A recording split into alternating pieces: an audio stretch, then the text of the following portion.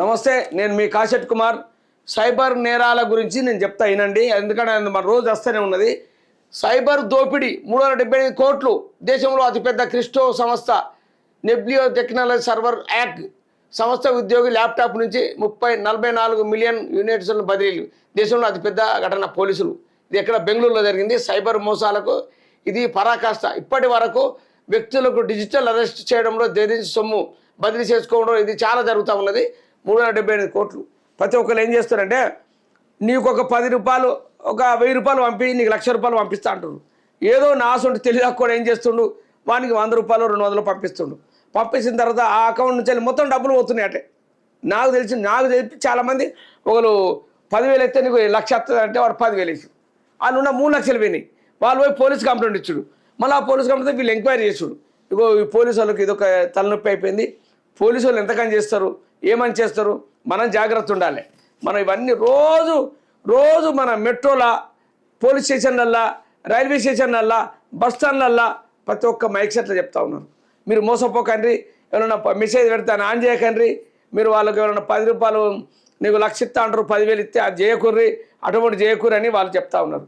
రోజు చెప్తా ఉంటే మనం అదే చేస్తూ ఉన్నాం. మన టీవీలలో చెప్తా ఉన్నారు, మైక్ సెట్లలో చెప్తా ఉన్నారు. ఇందులో దీనిలో ఏంది, మన రేడియోలలో చెప్తాను. ఇప్పుడు రేడియోలో ఎఫ్ఎంలు కూడా ఉన్నాయి కదా, ప్రతి ఒక్క కార్లల్లో, ప్రతి ఒక్క ఊళ్ళో ఎఫ్ఎంలు రేడియో వెనకట్లు ఎక్కువ ఉన్నాయి. అప్పుడు 1980లా అప్పుడు అట్లా రేడియోలు ఉండే, రేడియోలోనే వినేది వార్తలు.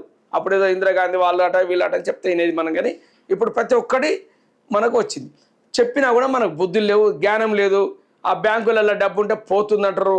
అంటే నీ ఇష్టం ఉన్నట్టు చేస్తే పోతుంది. దేశంలో నేరగాళ్ళు బాగా తయారయ్యారు. ఇదంతా నేరాలు పాల్పడలకు వాళ్ళకు కూడా శిక్షలు అనుభవిస్తూ ఉన్నారు. వాళ్ళను కూడా ఒకసారి నేరం చేసిన వాడిని ఉరిశిక్ష చేసి నడి మీద షూట్ చేసి పారేస్తే వాడు ఇంకోసారి చేయడు. అసలు చట్టాలు తీసుకురావాలి. చట్టాలు తీసుకొస్తే మనం సేఫ్గా ఉంటాం. భారతదేశం సేఫ్గా ఉంటుంది.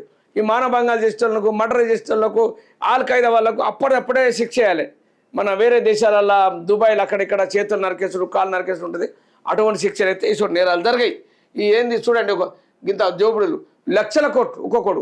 మనకి ఒక్కొక్కడు బీదోడు అన్నం లెక్క ఎడుతుండు, ఒకడు బీద రైతులు ఆత్మహత్యలు చేసుకుంటున్నారు. ఇటువంటి దాని గురించి మీరు ఆలోచించండి. దయచేసి మీరు ఆలోచించి దీని గురించి డిస్కస్ చేసుకొని మీరు మోసపోకండి. మీరు ఎవరైనా మెసేజ్ పంపితే దాన్ని ఆన్ చేయకండి. నీకు 10,000 ఇస్తే నీకు 1,00,000 వస్తా అంటే మీరు దానికి ఆశపడకండి. అడ్డగోలు వచ్చిన మన మీద వచ్చిన డబ్బుకు ఆశపడకండి, మీరు నష్టపోతారు. జై హింద్.